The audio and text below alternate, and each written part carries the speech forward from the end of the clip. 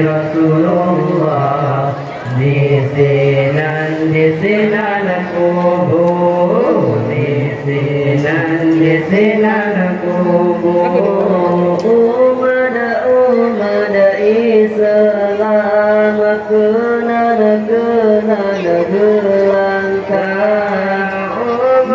Umada Islam kenal gelangkah.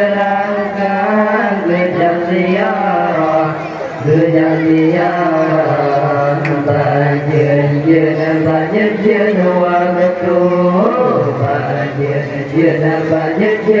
waktu.